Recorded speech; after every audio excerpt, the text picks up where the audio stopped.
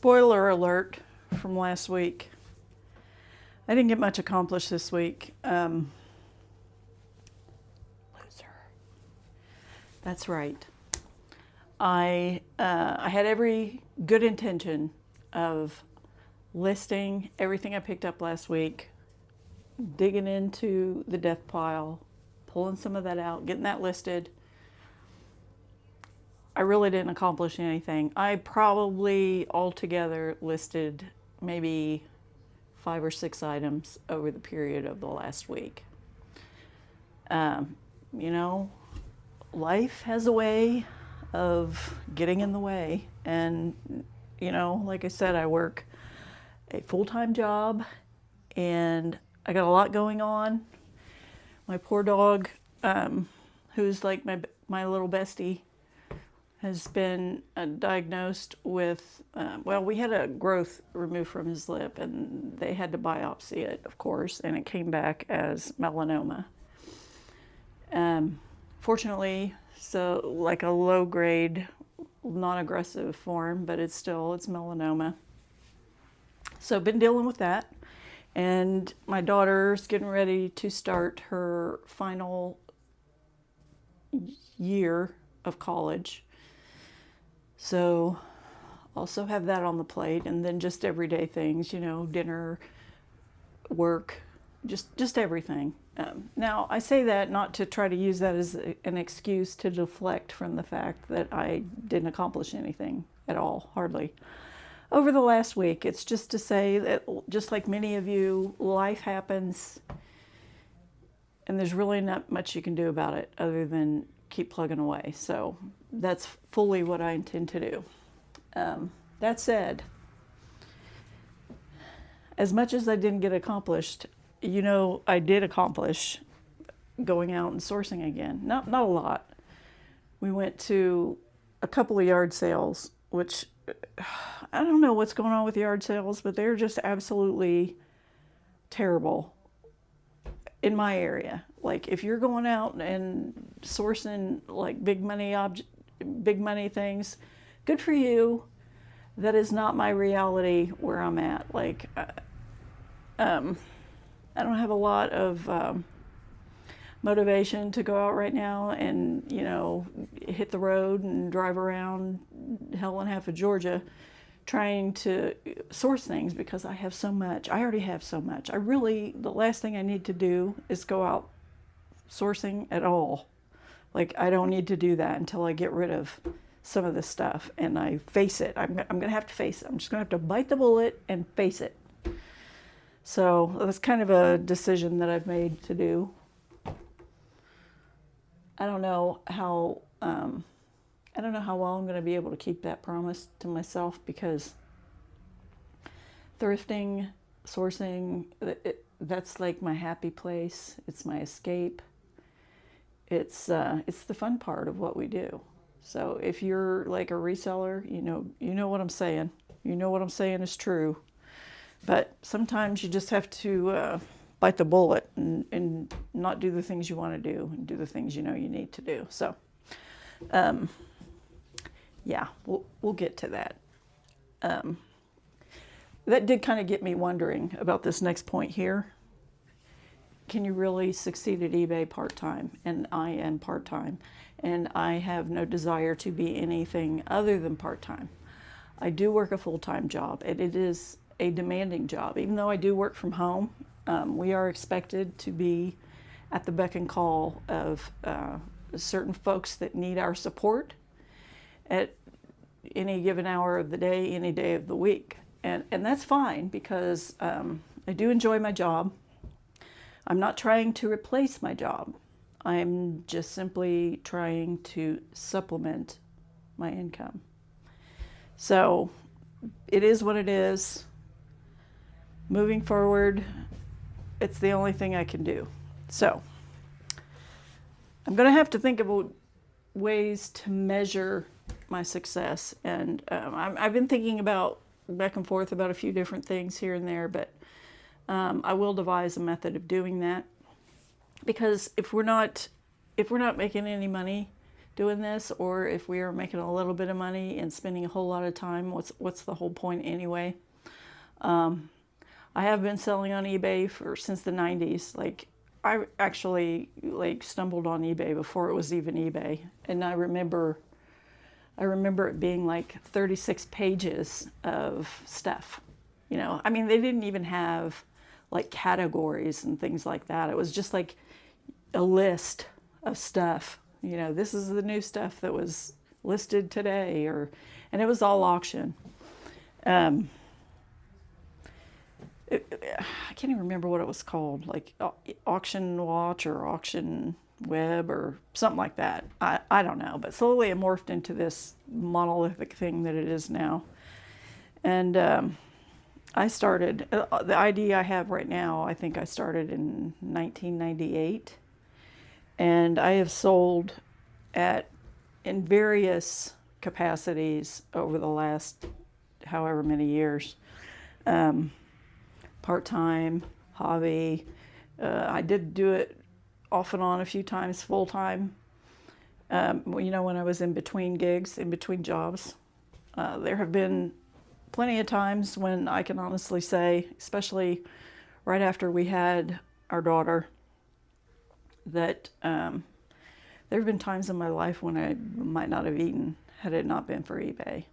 Or I remember right before my daughter was born, our furnace went out, and we did not have money back then. We still don't, but we're in a much better position than we used to be. But our furnace went out right before we brought her home, and she was born in December, so it went out like in October that year, and like we were so stressed out, like how are we going to pay for a furnace? And I took to eBay and we sold things that we had, and we did manage to get a new furnace installed before we brought her home. So I have nothing but love for eBay. I can't imagine my life in any capacity without it, but I think right now I need to focus on getting my death pile under control before I go out sourcing more stuff. That's it though. I did pick up a few more things this week. So, yeah, I'm going to be working on that. So, let me just kind of go through the stuff that I picked up this weekend real quick while I stare at the pile of stuff that I picked up last weekend that I still have not listed.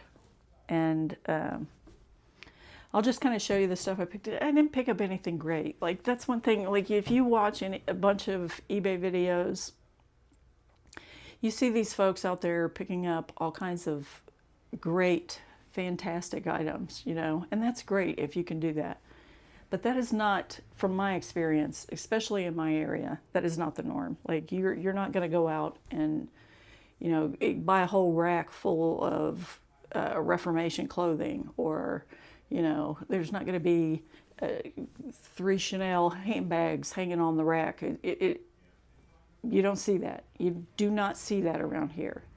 Now, occasionally, once in a while, you can pick up a fantastic item, and it's much more difficult to do now than it was back in the day.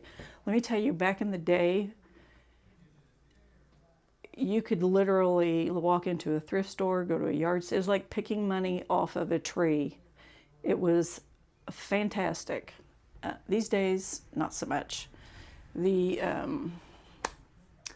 progression of reselling has really been a ride, but I digress. Anyway, I did, like I said, we did go to a few, I want to say a few, I don't know, maybe a couple of yard sales, and I did pick up a few things. Now, bread and butter type items, these are not items that I'm going to make a killing on. We don't have that around here.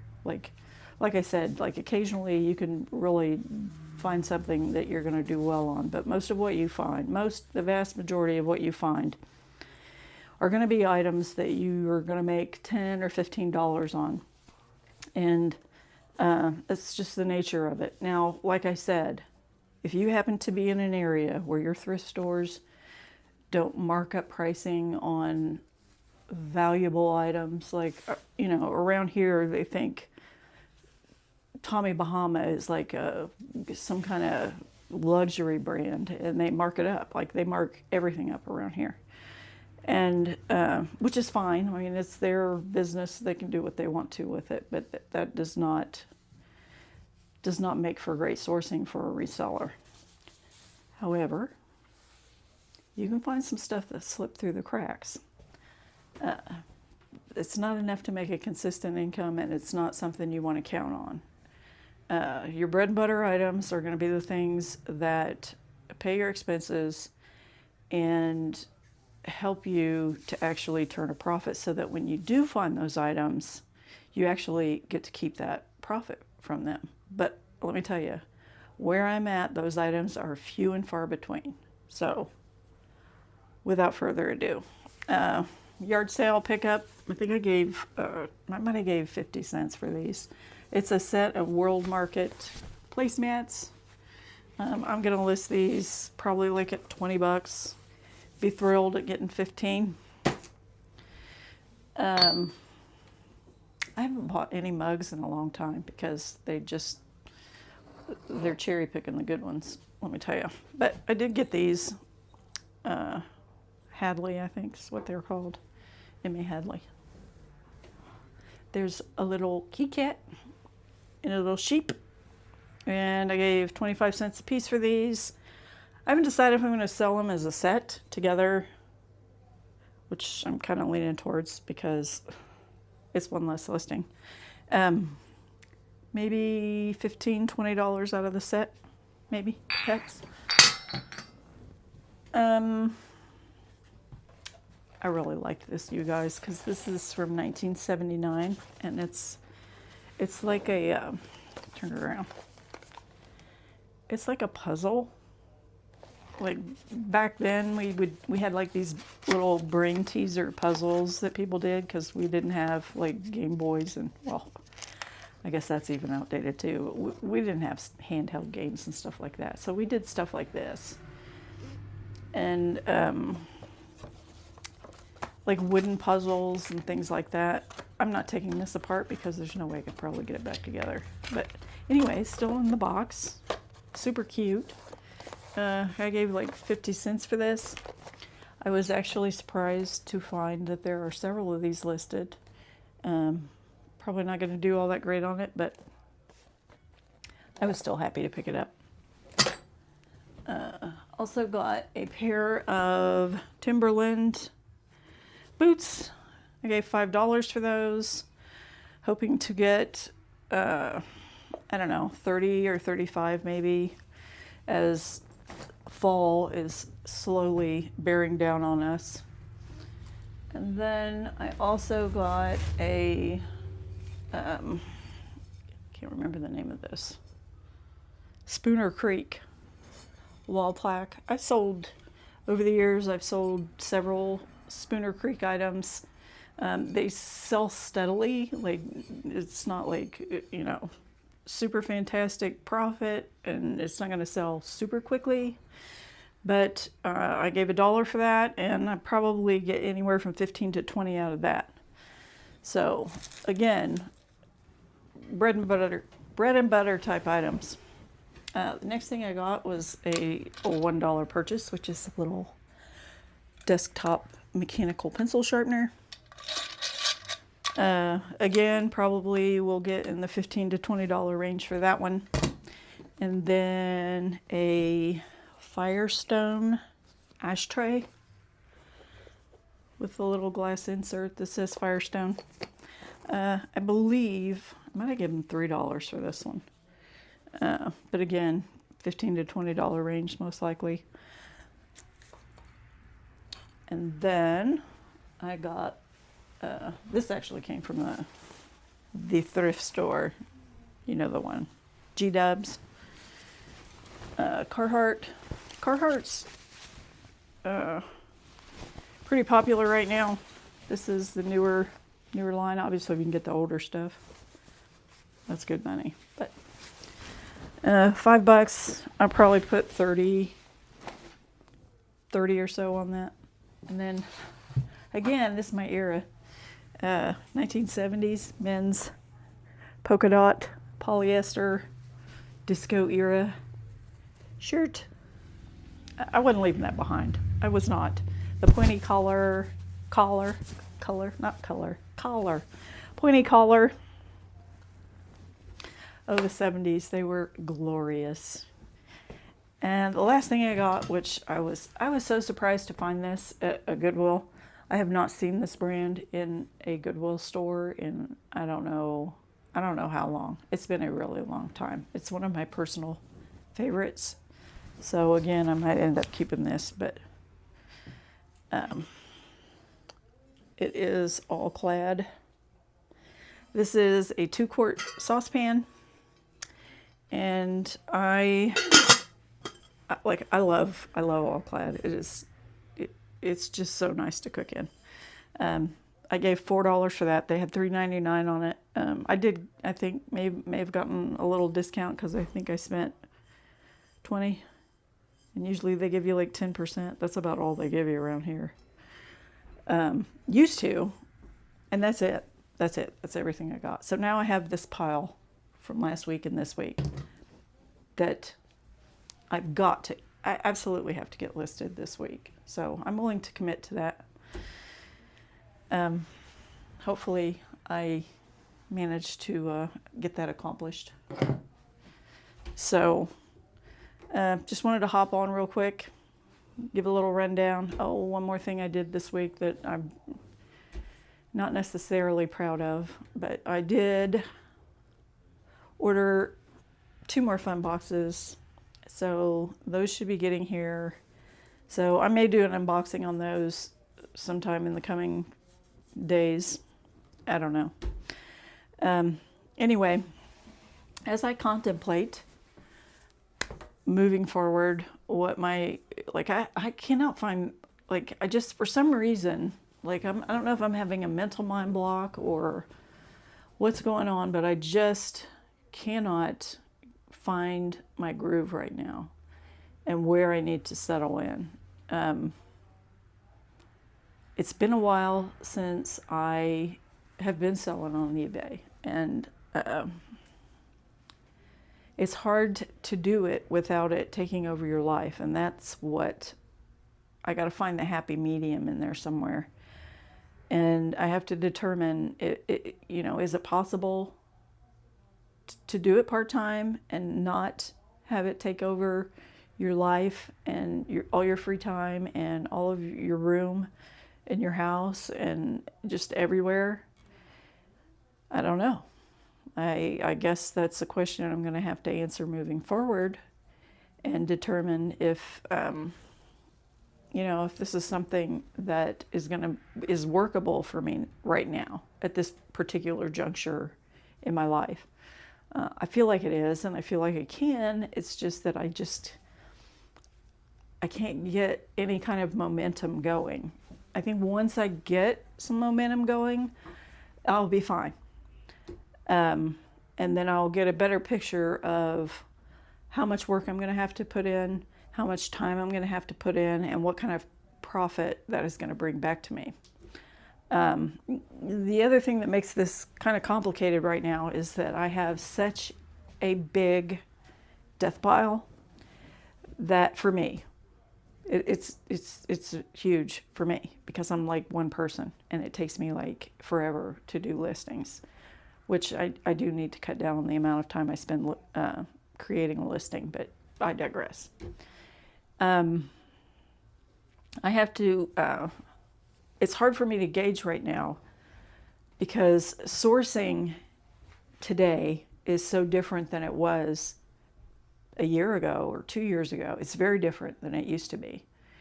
And the things that I have in my death pile now are all things that I have bought, over the last, some of that stuff's probably been around for 10 years. Yeah, probably 10 years.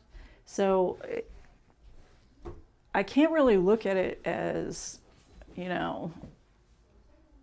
I'm going to make X amount of dollars moving forward. Like, oh, I sold $500 worth of merchandise this week and I profited, $450 on it, and I only worked 5 hours.